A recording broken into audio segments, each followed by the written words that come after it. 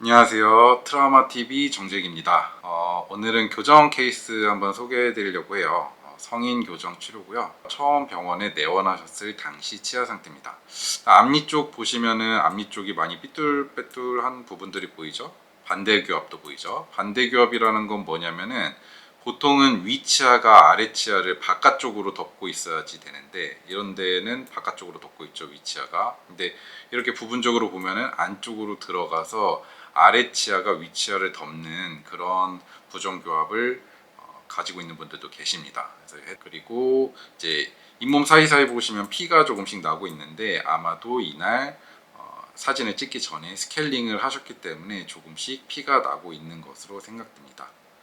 측면 사진이면 반대 교합이 훨씬 더 도드라지게 보이죠. 이렇게 뾰족한 부분이랑 뾰족한 부분이 같이 맞닿고 있다는 거고, 이런 걸 보통 엣지 투 엣지 바이트라고 저희는 부르고 있습니다. 그래서 이런 것들도 전부 다 부정교합의 일환이고, 그리고 어떤 치아는 너무 안쪽으로 많이 들어가 있는 것도 보이고요. 저희가 중요하게 생각하는 게 이제 어금니들의 위치거든요. 그래서 첫 번째 어금니의 이 윗 어금니의 이 교두 부분과 아래쪽에 이 홈 파인 부분, 아래쪽에 이 홈 파인 부분과 위치아의 이 교두 부분, 이 부분이 사실은 동일선상에 있는 거를 저희는 이상적인 교합이라고 생각하는데, 보면은 아래쪽 어금니가 굉장히 전방으로 많이 이동을 해 있는 게 보이죠. 그래서 이걸 봤을 때는 환자분의 턱 상태가 아마도 약간의 주걱턱 성향을 보일 것이다 라는 그런 추론을 해볼 수가 있습니다. 반대쪽도 마찬가지고요. 반대쪽도 지금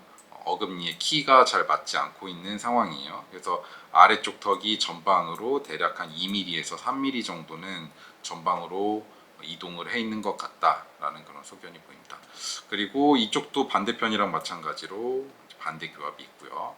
그래서 이 치아들 다 바르게 펴낼 거고, 이 반대 교합도 정상 교합으로 이제 만들려고 하는데, 해당 환자분 같은 경우는 저희가 비발치로 교정을 하기로 했습니다. 비발치 교정이라는 건 뭐냐면, 치아들이 이렇게 삐뚤빼뚤 거리고 있는 것들을 바로잡기 위해서는 공간이 필요하거든요. 발치 교정을 하는 경우도 많죠. 그래서 앞니 같은 경우는 우리가 보이거나 심미적으로 보이는데도 굉장히 중요하고, 그리고 발음이라던가 이런 데서도 굉장히 중요한 역할을 하거든요.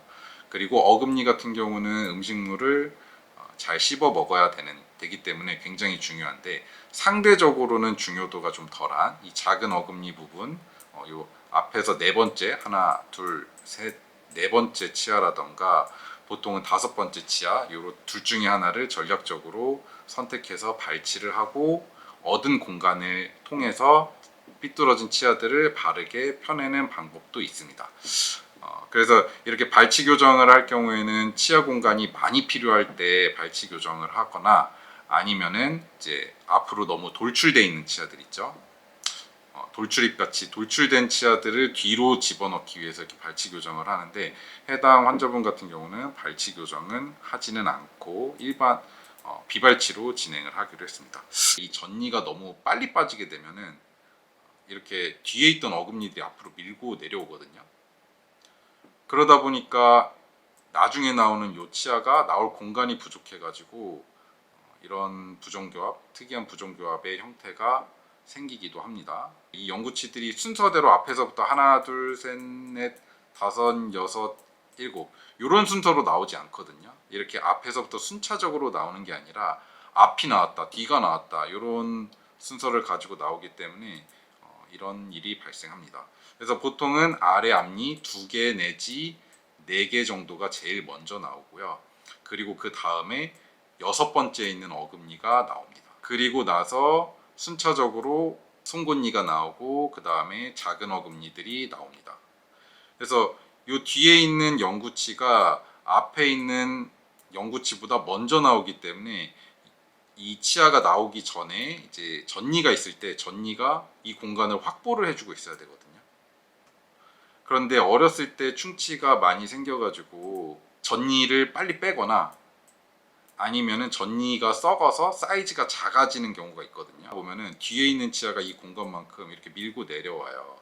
그렇게 되면은 나중에 후속 영구치가 나올 때 공간이 부족해서 이렇게 엉뚱한 방향으로 나오는 경우도 경우도 있습니다. 위에 쪽도 마찬가지죠. 어렸을 때도 충치가 많이 있지 않았을까 하는 그런 추측을 해봅니다. 교정기를 부착을 했고 여기 있는 스프링이 보이죠? 이 스프링은 요 치아와 요 치아 사이의 공간을 넓혀주는 역할을 합니다. 이 뒤에 후퇴해 있는 두 번째 앞니를 앞쪽으로 빼내기 위해서 이 사이 공간을 지금 만들어주고 있습니다. 파란 것들이 보이는데 이게 뭐냐면은 레진입니다. 레진. 우리 보통 충치 생겼을 때 떼우는 그런 레진 치료 많이 하시죠. 그래서 이 레진을 이 치아에다가 올려놓은 이유는 위 치아랑 아래 치아가 완전히 닫히지 않게 하기 위해서 붙여놓은 겁니다. 이 두 번째 치아가 아래쪽 치아보다 후방으로 가 있기 때문에 이거를 끄집어내려 그러면은 끄집어내줘야 되는데 여기에 이제 아래 치아가 이런 식으로 막고 있으면은 얘가 나올래야 나올 수가 없잖아요.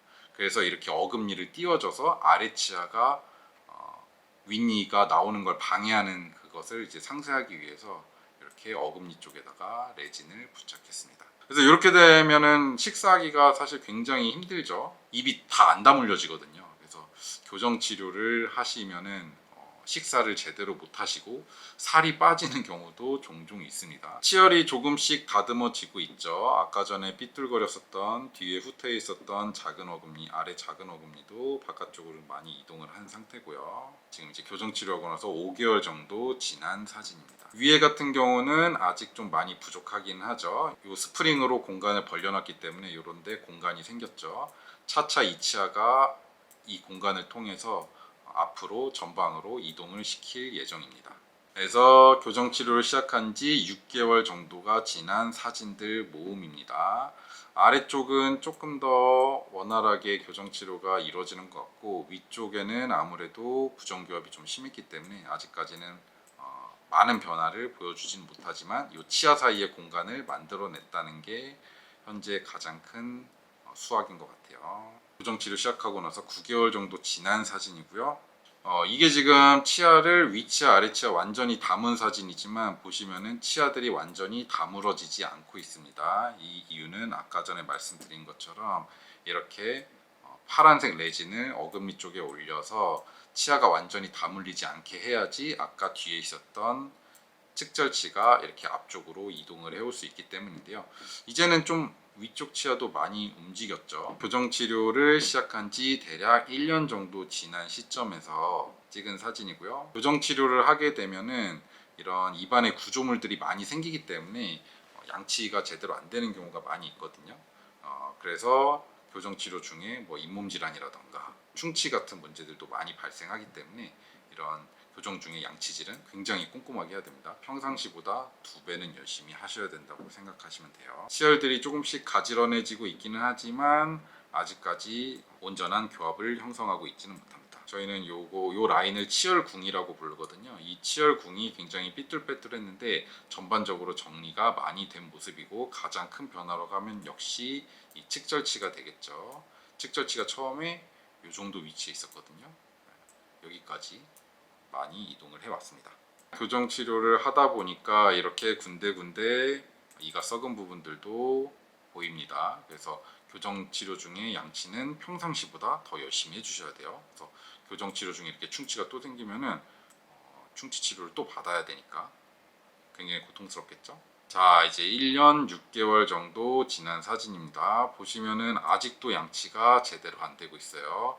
그래도 치열은 대체적으로 많이 정리가 되고 있는 모습이에요. 그래서 마무리 단계이기 때문에 이렇게 치아와 치아들을 모아주기 위한 엘라스틱 같은 것도 장착이 되어 있는 그런 상태입니다. 1년 9개월 만에 교정 치료를 종료를 했습니다. 그래서 치열도 어느 정도 깨끗하게 정리가 되고 아무래도 이 장치를 제거하고 나니까 양치질이 조금은 더 잘 되시는 것 같아요. 그리고 치아 표면에 있는 이런 착색 같은 것도 있는데 이거는 실제로 썩은 건 아니지만 보기에는 안 좋죠.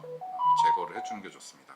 처음에 말씀드린 대로 이 어금니의 키가 맞아주는 것이 가장 이상적이기는 하겠지만 이거를 맞추기 위해서는 굉장히 많은 시간과 노력이 필요한 데 반해서 환자분의 상태는 그리 심각하지 않고 환자분 역시 그거를 그다지 문제라고 생각하지 않았기 때문에 키를 맞추진 않았습니다만 치열은 전반적으로 고르게 잘 유지가 되고 있는 것 같습니다. 반면에 교정 치료를 하게 되면 치아의 뿌리가 좀 짧아지는 경향이 있기 때문에 그런 면에서는 교정 치료가 때로는 치아를 빨리 흔들리게 하는 그런 원인이 될 수도 있죠. 아래쪽 치열궁이고요. 치열궁 아까 전에 안쪽으로 들어가 있던 것들 다 정리가 됐고 앞니 삐뚤빼뚤하던 것도 전부 다 교정이 됐습니다. 그리고 이 교정 치료를 하고 나면 몇 년에 걸쳐서 치아가 다시 제자리로 돌아가려는 힘이 계속 남아 있거든요. 그렇기 때문에 이 유지 장치를 반드시 해야 됩니다. 그게 이제 사용하다 보면 가끔씩 떨어지거든요. 그래서 이런 거 떨어지면은 빨리빨리 치과 가셔가지고 다시 재장착을 하셔야지 방치하시다가 치열이 힘들게 받은 교정 치료를 받았는데 치열이 다시 또 삐뚤어지는 그런 이유가 될 수도 있습니다. 위쪽이죠.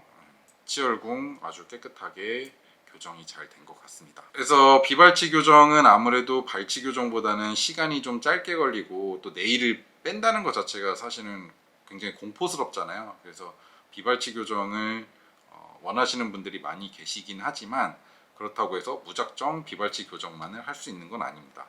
기본적으로 내 얼굴 상태, 안모 형태라던가 또는 부정교합의 형태 등에 따라서 발치 교정인지 비발치 교정인지 여부를 저희가 선택을 하고 있는데 다행히 요 해당 환자분 같은 경우는 1년 9개월 만에 비발치 교정으로 교정 치료를 마무리할 수 있었고 오늘 이렇게 비발치 교정 케이스 설명드렸고 다음번에 더 좋은 케이스로 인사드리겠습니다. 감사합니다.